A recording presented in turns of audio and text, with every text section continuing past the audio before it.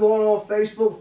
It's your boy Tyrell Clemens. We're here for a special episode of Facebook Live. We're going to call this thing Survivor Stories. Right now, COVID-19, the coronavirus, has been going rampant. That's the only thing you see on your TV or your social media feeds is something about COVID-19. And so what we decided to do is have a special Facebook Live. We talked to a very special friend of mine about some things going on with this COVID-19. And we have none other than Mr. Willie Joyner and his wife, Latoya. Say, how y'all doing? Hey, how y'all doing? All right. And look, I'm going to tell you, I know we're on live. I know this is an interview, but I've interviewed you before.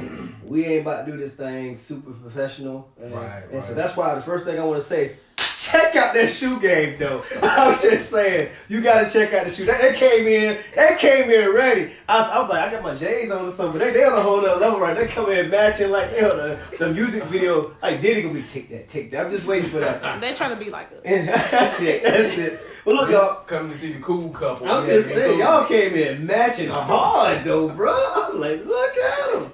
I'm gonna do better. Don't worry about it. We're gonna step our game up. We're gonna break our jumpsuits out anymore. We're gonna do it. But look, man, first of all, before we even get all into it, man, how y'all doing? Y'all doing all right?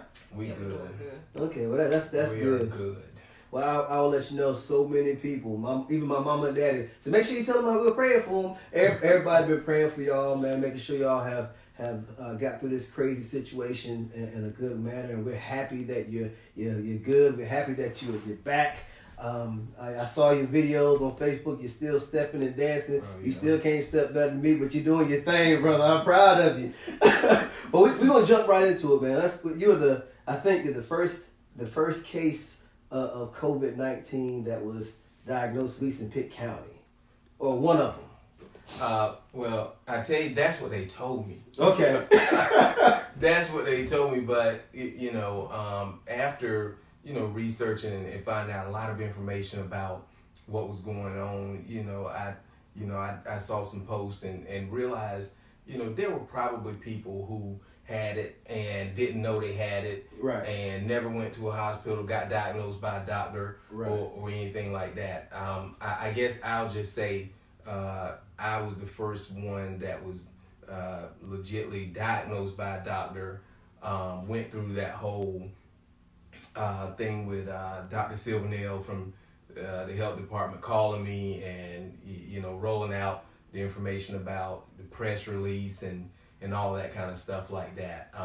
So to say I was the first, I guess official first, but I definitely don't believe I was the first in our city to deal with it. Definitely not. So let me ask you this, because a lot of people want to know, like, how did you find out about it? What led you to the point of going to the doctor? Give us kind of the start off. I mean, people are sick all the time, but you don't just all of a sudden hear. I know people who had the flu and they had the flu. So what made you say, look, I need to go get this thing checked out? Yeah, it was actually very strange. I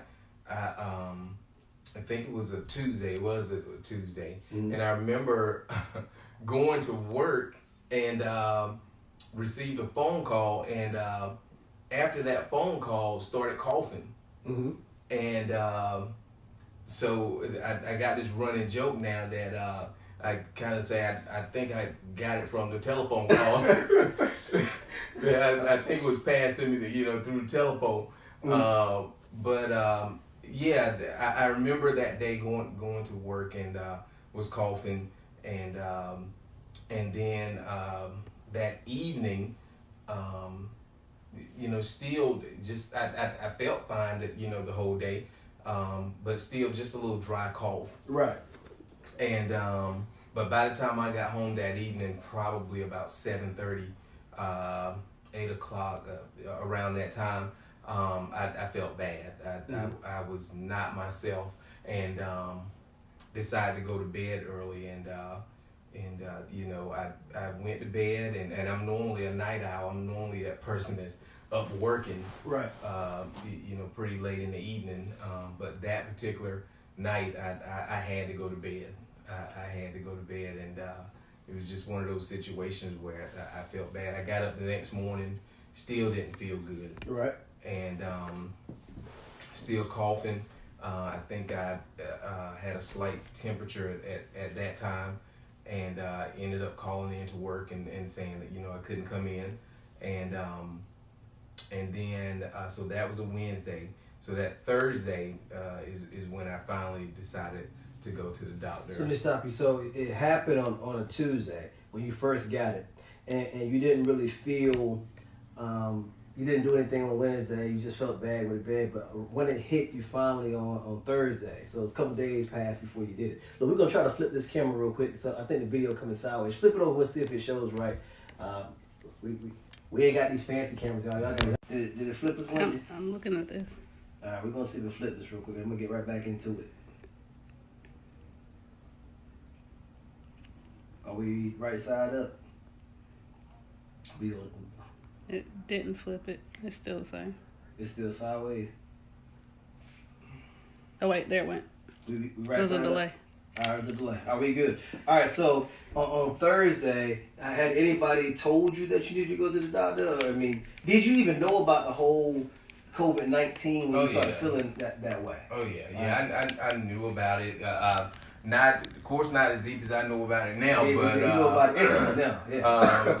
But you know, I definitely. It wasn't very. You know, one of those things where the education about what was going on had really hit. Right. There was just speculation and talk about it during that time. But my wife said we need to go to the doctor. That's how it always worked. That's how it always worked. I wouldn't have been to the dentist for a long time with my wife or the doctor. Women always say, it's time to go. And so you went to the doctor. What happened once you finally got forced to go to the doctor? Yeah, that, you know, we got to the doctor, and still I was able to get up and go into the doctor.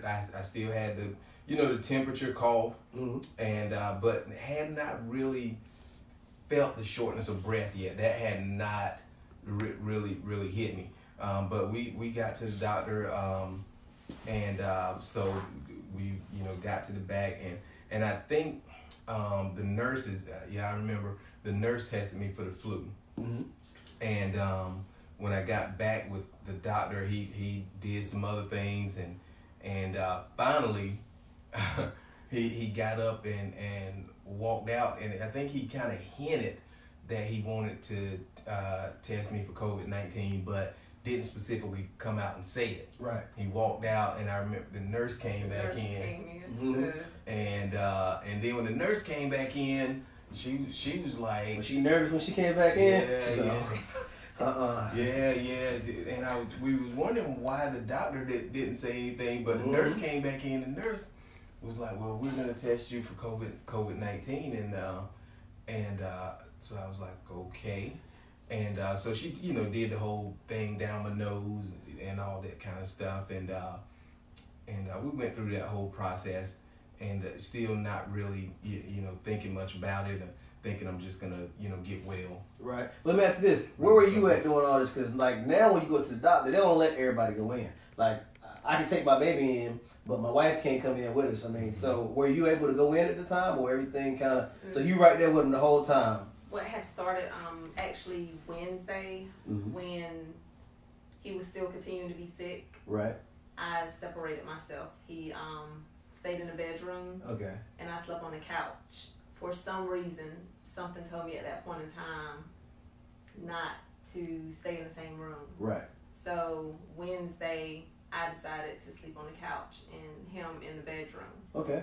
So I went to the doctor. We were in the same car together. Right. I went in the back with them and same exam room.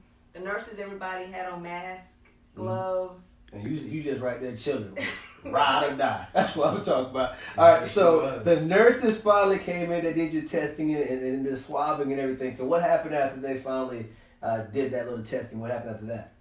So I mean, of course they didn't have the results that day.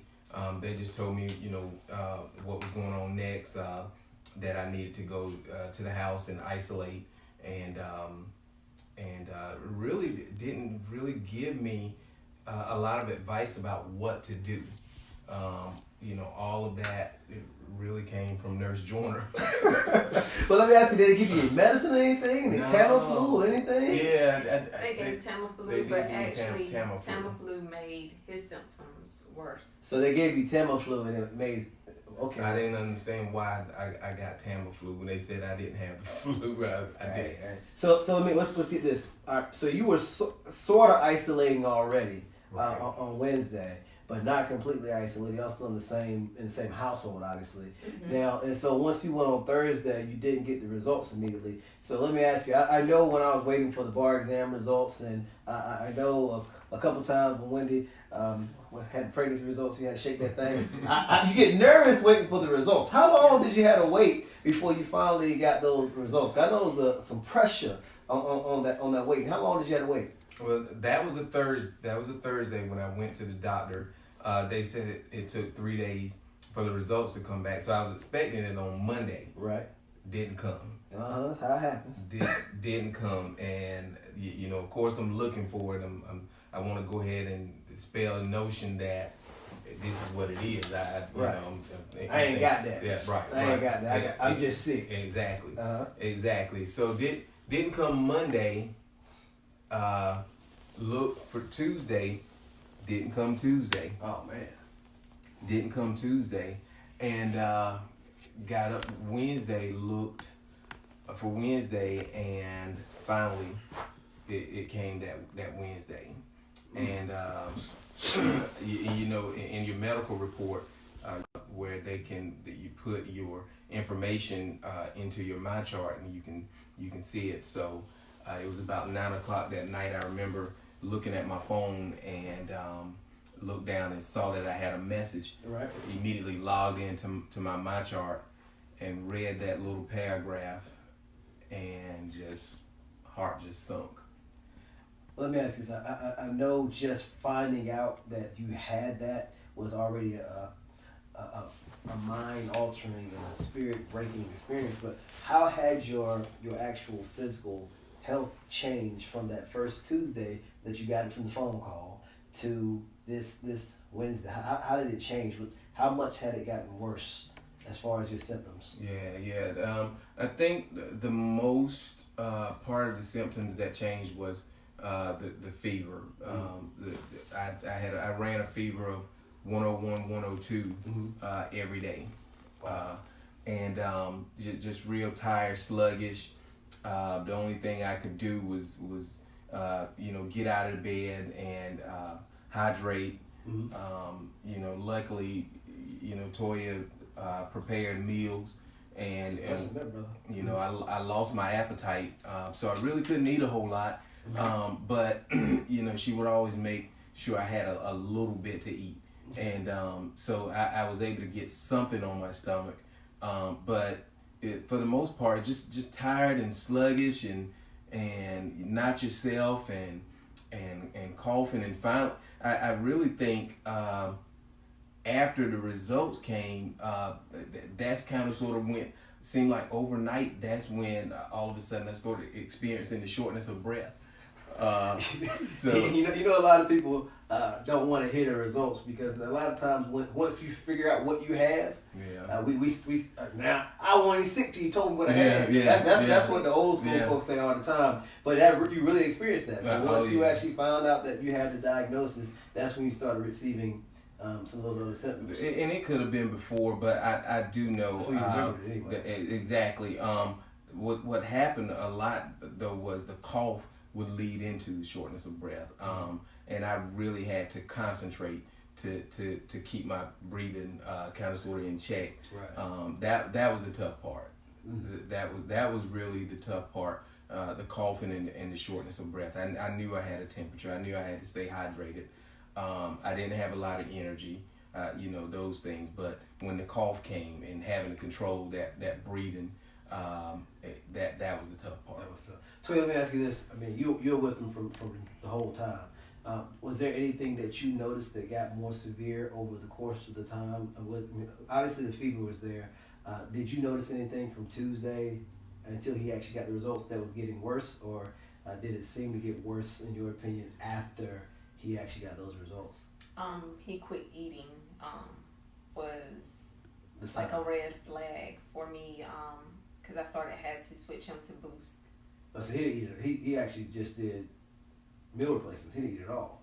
He had some days where it was nothing at all. So if I could get him to drink a whole Boost, Wow. I felt like we were getting somewhere. Wow. And getting him to drink water, Mm-hmm. like constantly drink water, or at least get out of bed. Because what people don't realize, Mm-hmm. when he couldn't breathe, he couldn't walk to the door Wow. without giving out of breath and not being able to breathe. So it's so bad that he couldn't even move like from the bed to the door. Mm-hmm.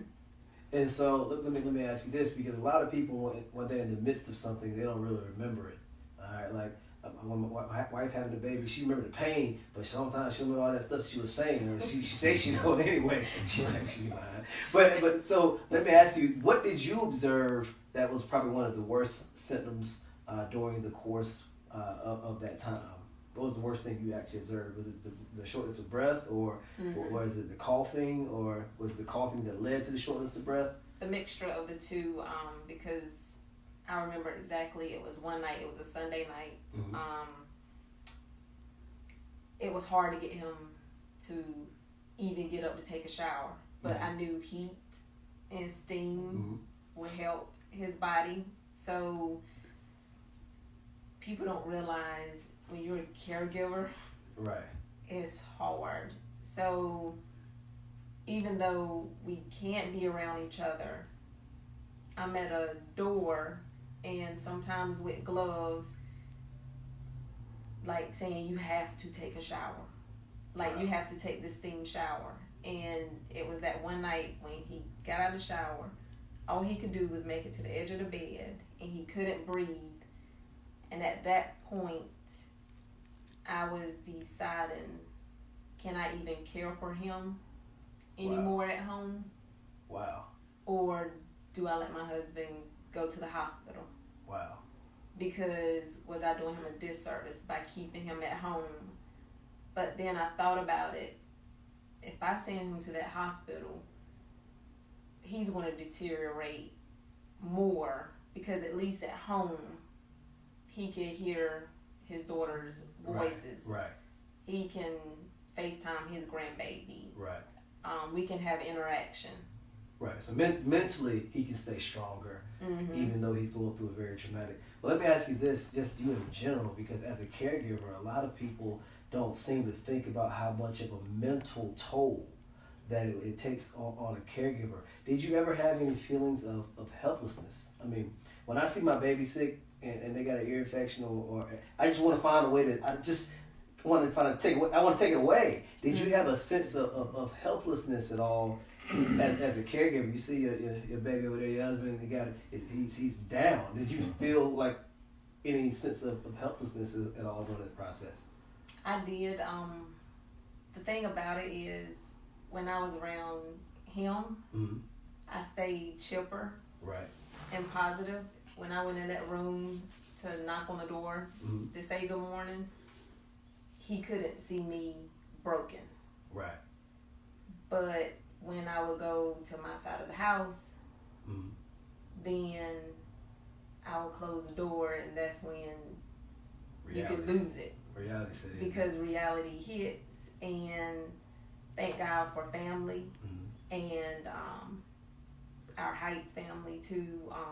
There was people who were like, you can vent. And it wasn't venting like being a caregiver or caring for him. It was venting for other reasons, because you feel helpless. Right. And you want him to get better, and you're trying to figure this thing out and maneuver through it. And it's like, what can I do when he's quarantined and now I'm quarantined because of it? Wow. Well, so she said the worst thing was the shortness of breath, and you said that the whole coughing and shortness of breath was bad.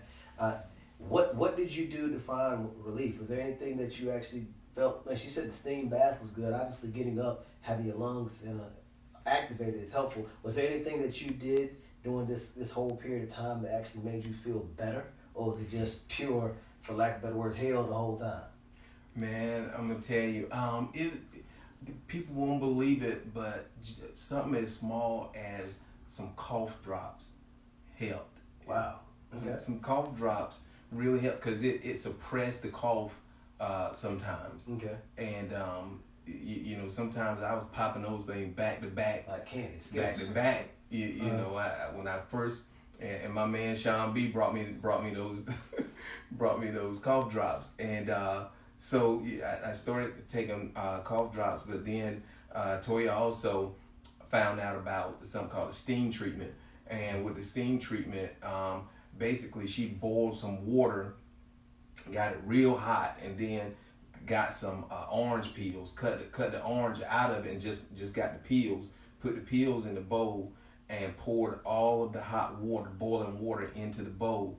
And I had to put a towel like over my head and just put my head over the bowl, and all the steam was coming out of the bowl, and I did that probably twice a day. Wow. And that like loosened a lot of stuff in my chest, and kind of sort of cleared my airways and that sort of thing. And that was 15 minutes of doing that twice a day was really helpful. Wow, that's what. Hey, I'll take notes of that. So, what did you do? How long did this whole process last? You were coughing, your shortness of breath was going. You finally able to take the showers. How long was this process going? You got bad, you said, once you found out about it. But how long did this whole process stay in this sense? I went in on March 10th. Mm-hmm. March 10th, and didn't come back out of the house except for to go to the doctor. Mm-hmm. So March 10th, I went into the house, and March 12th, we went to the doctor, came back. I was in the house until March 26th. Wow. Yeah. And were you still experiencing those same full-blown symptoms? Was there good days and bad days? Was it every day, bam, bam, bam, bam? Yeah, every day was. And I remember her asking me on 2 different occasions, do you want to go to the hospital? Mm-hmm. And yeah, okay. And I said no, I don't want to go to the hospital.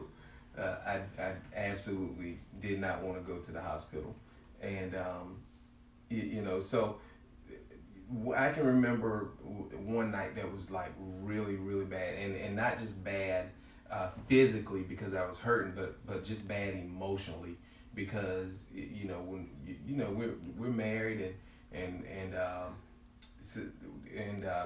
having to be in a room by yourself, everything seemed dark and gloomy, and like a rainy day every day, you know, and you know, and so one night I just remember having this really bad dream, and I guess it wasn't a bad dream, it maybe more like a hallucination, but like when I woke, I literally felt like I was a child, and that my mom and dad was in the next room, and I was just in my kid room. Wow. And it was real. Wow. Like it was real, and finally when I came to, I'm almost like, you know, how did this happen? Like, what is going on?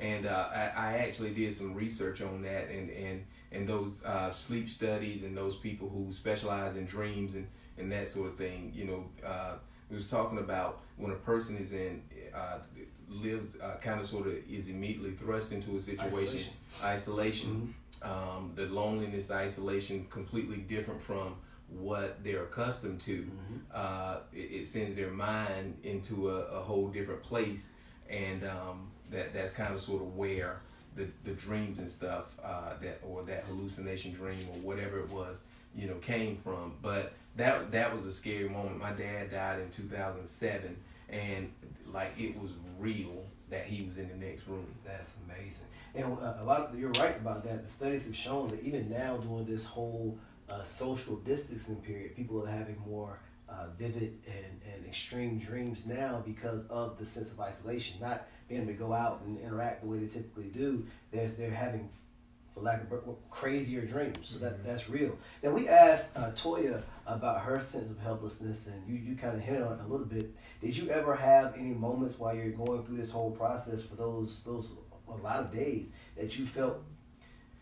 I don't want to say giving up, because I know you won't go give up. We won't let you do that. But did you ever have some moments that you just felt lost or helpless, or you just didn't know what to do? Any of those moments, or was it just you were fighting? You said, I gotta fight. Yeah. I definitely went into fight mode. I definitely did, and I did start taking Ambien because I just wanted to sleep at night. Right. And Did it help? Yeah. I'm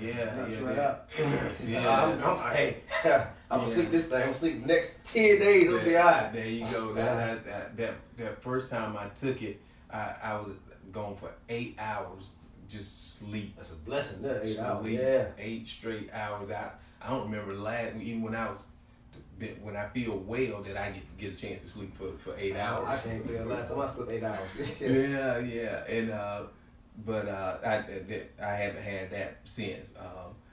But taking the Ambien helped me sleep at night. But there was, I think every night was a sad moment. I think every single night. I never forget. When it was time for her to take shower and go to bed, like that was just sad moments. You about to be by yourself? But myself. That's exactly right. How did y'all interact though? Because I know that with that sense of isolation, you being by yourself, was she interacting with a mask, or were you through the door talking? Because both of y'all go crazy. You just sit in the house by yourself, nobody talking to you. I mean, did you go masked up and talk to him, or you just hey, you alright, baby? Anything I can do for? Were you through the door? Like how did y'all interact? The funny thing about it is, and people will probably be shocked by this, because I did have to get tested when he got his results. But like when I take his meals and everything, I had on gloves. Mm-hmm. I didn't have a mask on. I would take it to him. I'll peek my head in the room to talk with him, see how he's doing, and every night and every morning I would do a clean. Okay. A clean over the entire house. And we had a day that his mom did come by, and she wanted to pray over the house and pray over him. I'm sure she did that. But she was cautious about me going in the room to lay hands on him. But I did it anyway. That's it. Regardless of it. And as his symptoms started to subside, we did sit in the same room together for certain amounts of times in the living room. But it was only for like a certain amount of time. But I tested negative.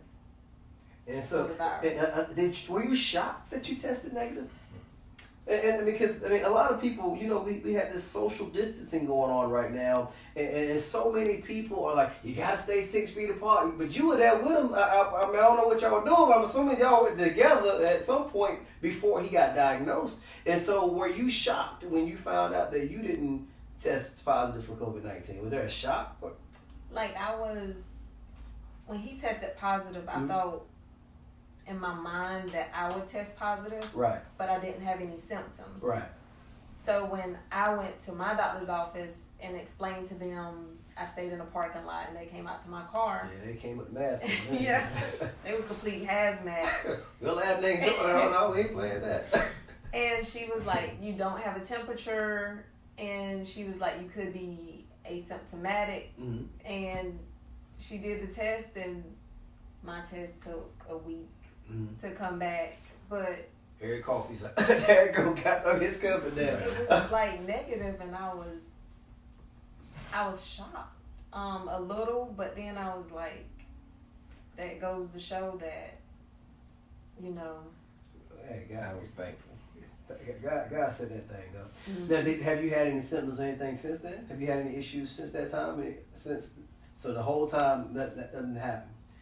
So let's talk about this. At some point, you finally you went through all the heartache, the emotional turmoil, the physical turmoil. About how long after you started feeling better did you finally go back and get tested? Did you go get tested again, or you just? No. I remember my doctor started calling me all of a sudden, leading up to that last week that I was in, and I remember probably about 4 or 5 days that I got released by my doctor on March 26th. Probably around March 23rd, they started calling me and just checking up, seeing how I was feeling, and I was starting to feel better at that point in time. Right. And I remember them saying, well, you know, on Thursday, you know, you will be fine to go out if you wish to go out. Mm-hmm. And I was like, wow, I can. And you know, I made mine, y'all. yeah, you know, being in the house for that long, and like it does something to you. And I was just happy to. And I'm telling you, when they gave me that date, it seemed like the longest time. You sound like my client, yeah. My release date. Exactly. It was just a long time between when they called me and that date came. Let me ask you this, because I mean, at some point you finally got the ability to go out. Now you popular now. I mean, people know you. All right, and so here's the thing that I really want to talk about right now. One of the primary reasons I wanted to actually have this interview is because once you're clear, you've been through the harshness of it, but there's so much hysteria and so much fear and so many people. Y'all watching, and a lot of y'all are scared to death. Some of y'all, Mr. Clemens, you better not get too close. And a lot of people are so afraid. Let me ask you this: How was it? I mean, I know you have a certain level of joy that you're not in the house, but how was it when you finally were able to go out? Like, how did you feel, and how did people receive you? It was tough. I'm just gonna go ahead and put that out there to anybody who's watching this video. That they didn't know what was going on in the back of my mind. Right. My wife did. But you know, I think I have to accept some of that responsibility because a lot of my education about what's going on I didn't get until after I went through my process. Right. Because during the process, I intentionally didn't watch the news, didn't look at a lot of things that was going on like online. But after it was over with, right, is when I wanted to educate myself and find out what in the world was really going on. And so for people to have some sort of standoffish, I have to understand that because we're talking about a situation that a lot of people didn't really have all the facts or didn't have all the information about what was going on. So it's just like one of those things. I think my first time going out, I went to Food Lion, and I went into the store and it just felt like everybody was looking at me, even though they probably weren't. It just felt that way, and I never forget one time going to Food Lion and one of the workers ran up to me and I had a whole bunch of stuff in my hand and she ran up and helped me, and I had seen she's like waited on me a couple of times. We don't know each other's name. She may know, she probably does know my name, but I remember her saying, "How do you feel? How was it? What did it feel like?" And she was just asking a whole bunch of questions, and and so I think people want to ask those questions, and they want to I guess make sure that I'm fine, and I do want to say openly I feel fine. As we've been speaking, I mean, just on Facebook, there's so many people that are sending that thank God that you had a whole community praying for you. You already know that you had a very supportive wife, but you had lots of people praying for you. But one of the things I really want to know is I've had some good and some bad with this. I have some people that want to blame you almost for what happened. I mean, it's like, hold on, you didn't just like voluntarily go out and say, hey, I want to get COVID. Are you coughing? Let me get beside you. And so I think a lot of people at some point had some blame, and then a lot of people had fear. And so I wanted to know if you had any personal experiences throughout this time that you felt like people were either shaming you or blaming you or had fear of you after you recovered. Did you experience any of that? Oh yeah, definitely. I heard some things on Facebook. You know, some people, posting some things on Facebook, some negative things. Right.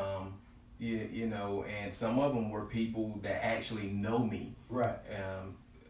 And that was disappointing and stuff. But it was one of those things where you find out about stuff and you find out where people's hearts really are. And some of these same people didn't even reach out to me after I got well. Right. Even after it was over there. Even if after, although they had put some negative things on Facebook and stuff, but I just like whatever. I have a strong support system. And stuff, so I try not to let things like that really bother me. I got a really strong support system. That's a blessing, because a lot of people who unfortunately who are going through what you went through don't have a Toya that's going to make sure they can research stuff like a steam bath or try to get you to go take a shower or try to make sure they give you food. A lot of people don't have that, so you have an amazing support system. Let me ask you, what about you? Did you get some of that kind of leftover hate or fear as a result of being near him? Did people treat you differently once you finally got out of the quarantine period? I haven't experienced it. I saw some of the stuff right on Facebook, as well as him, and just brushed it. Well, when he was going through, where he didn't look at anything while we were going through, I was reading everything.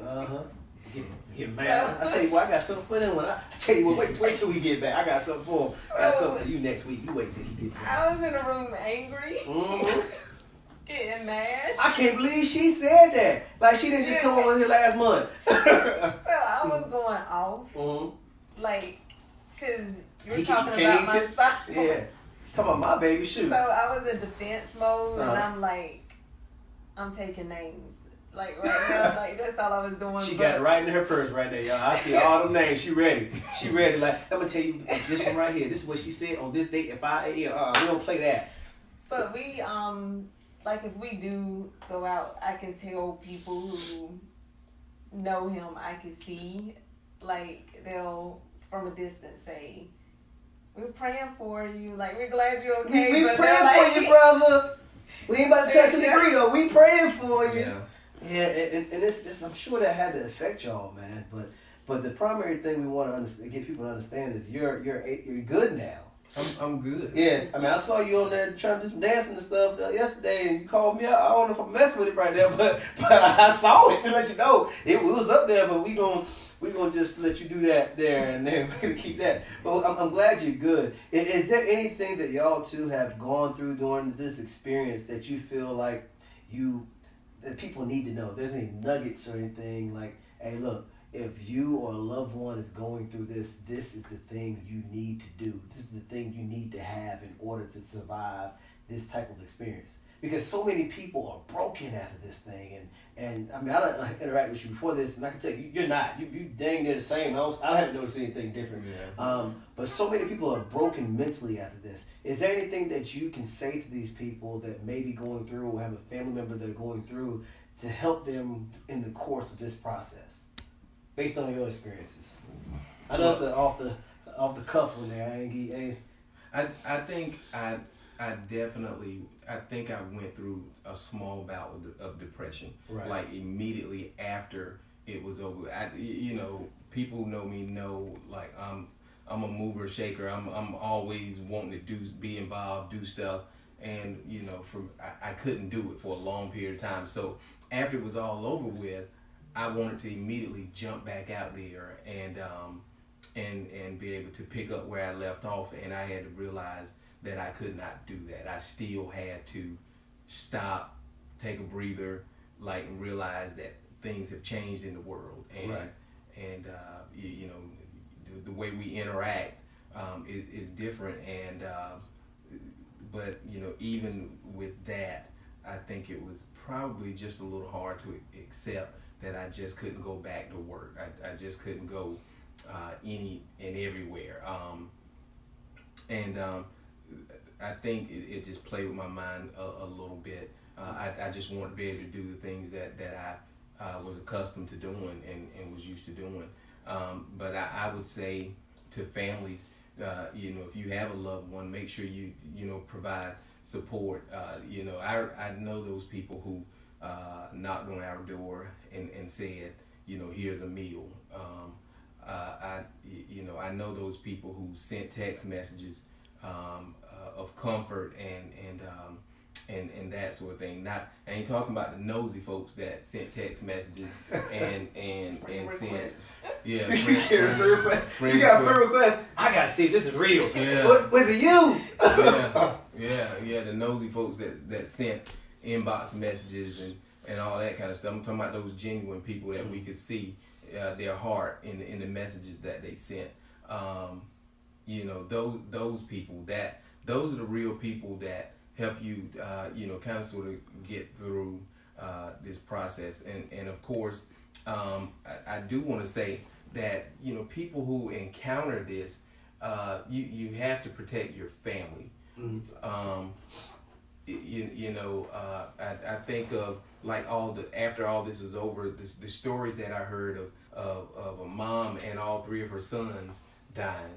Right. I think about the story of a daddy, 56 years old, and his 20-year-old son dying 3 days apart. I think about those stories of, where we have right here in our city where, a great bus driver contracted COVID-19, and now they have to monitor the health of everybody that rode that bus Monday through Thursday, 200 and something people per day. Those types of things are real, and I think as a community we have to really be safe by doing those things that they're asking us to do. Wash your hands and whatever else. Well, let me ask you this, because you open the door, so I'm gonna ask you this question, and it's loaded. First thing I'm gonna say is you hear about all these stories, okay, of people that went through. If you're not lucky, you're not just smart because you picked a good wife, and you're blessed. Oh yeah. And you're blessed, and so we've been praying for you. The world's been praying for you. We thank God for you. But let me ask you this: so many people are protesting, and Georgia, they opening up the city and opening up the state. As a person who has currently went through this process, do you have an opinion right now on whether or not we should open everything back up, or do you feel like we should do it slowly? Is it time? As a survivor, do you have an opinion on whether or not it should happen yet? That's a loaded question. I know I set you up for that one, but you ain't gotta say yes, no, or no. Well, I definitely think it's way too early. Okay. And my feelings on that is, just thinking back, just last week reading that article about the man whoever it was that drives the great bus. I have no clue who it is. Mm-hmm. And now they're telling 150 to 200 people per day to monitor their health. Mm-hmm. So this one person can affect the lives of approximately 800 people. Right. And not just 800 people, because possibly more than that if they're coming in contact with their families, and then their families are coming in. The domino effect. It's the domino effect of it all. Until we can get some solid confirmed process of how we're going to handle all of this. I definitely think our society would be a better, safer place if we just bunker down and stay in place until we can get a little bit more educated. Our scientists, our medical professionals can get to a place where they are a little bit more sure about what's going on. Okay, so what I'm basically hearing you say is the uncertainty of how everything's going right now, without having a true procedure in place to know what to do if something happens, it's just too much. Because one person can affect 800, but about 15 people affecting 10, 15,000. And so it's just you got to know what to do. In Georgia, you know, they're opening hair salons, they're opening gyms and you know, these places. I mean, a hair tech person cannot work 6 feet away from a client. They have to be hands-on. Right. I don't understand, you know, how that is protecting their citizens. You know, a gym, you know, maybe packed, you know, full of individuals that's going to be playing and congregating and that sort of thing. I don't know how that's protecting the individuals of that state. So, you know, people have to use their own judgment. Mm-hmm. If things open up, as I've heard a lot of people say, y'all let me know how it is out there. It's tough though. It's a tough situation because the governments are trying to balance economic situations. When they look at the Obama era of job creation has pretty much been wiped out in less than 2 months, and so we're as a government, they're trying to figure out, look, what do we do? Everybody don't got it. You got folks who could be married to somebody and don't have the thing, and if they can't have it, so it might not be as bad as folks. So there's a lot of mixed views that are out there. If I'm not mistaken, like it's like 1 to 2% of the population that have it, but when they get it, as you have experienced, it's a very tough thing. So I think what he said is very important. If the government does open up and things do open up, use your own judgment. Okay, make sure you're cautious, and as he said, protect your family when you make a decision, whichever decision that you make. But look, I'm not gonna hold you all day. So I gotta ask you, just real quick. You've been through this whole thing as a caregiver. Is there any word of advice that you would like to give to the caregivers out there that have family members that are going through of what they can do to make sure they can be the supportive wife that you were, or the supportive caregiver that you were? For one, I'm going to say this is faith. I'm extremely spiritual. My faith got me through the entire time.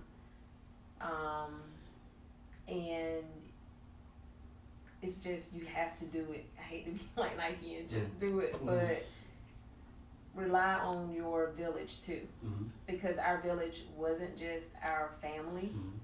It was friends. It was random people simply did a knock or a doorbell and there was something on our doorstep.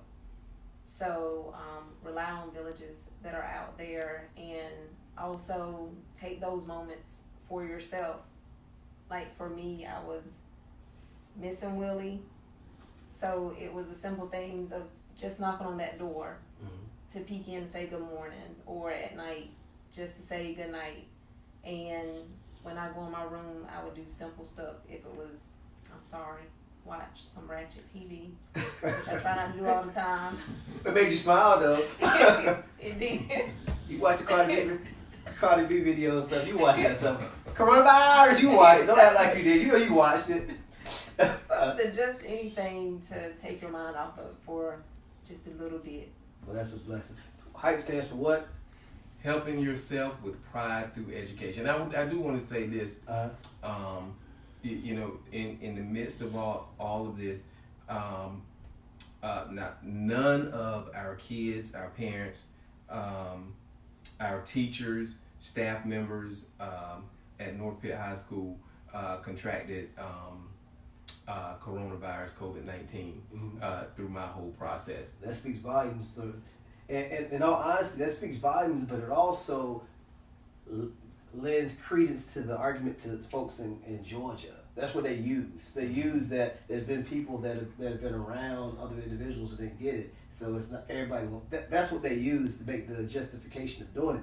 And so it's a blessing that nobody got it. Mm-hmm. But the biggest thing is I want to hit is hype. Is help yourself with prior through education. We need to educate ourselves about the coronavirus and COVID-19 and what can actually happen. And in order for us to move forward successfully with this, we have to have some education. We have to know what to do when you get contracted with it, what to do to take care of people, and how to make sure you isolate yourself properly to make sure no one around you is exposed or gets anything. And I'm really thankful that you took the time out, that both of y'all took the time out to talk about this sensitive topic. I mean, I know it's... You were first thing on people's news feeds for a long time. Everybody called you. Hear about women? I didn't know it. You ain't know about it, but she did. She did. And the thing is, so I really appreciate y'all. I wanted to make sure that the person that talked to you actually cared, and wasn't just gonna be somebody that just out there on TV. I wanted you to know that somebody that was actually a supporter, a friend, a family member is gonna talk to you. And I'm thankful that y'all gave us the opportunity to do it. Look. This man is a survivor, so if you're going through right now, or you have a family member that's going through right now, this is living proof right here in front of you that you can make it. It's not necessarily going to be easy, but this is living proof that you are going to make it. If you're a caregiver, this is living proof that you can make it. I know you may feel helpless right now, but you stay strong, keep going, keep your faith, and you can make it. My motto at the Clemens Law Firm has always been, we know that bad things happen to good people, and this is a living example of what my motto is. Willie's always been a good man, has a good family member, a good support system, always. Bad things happen.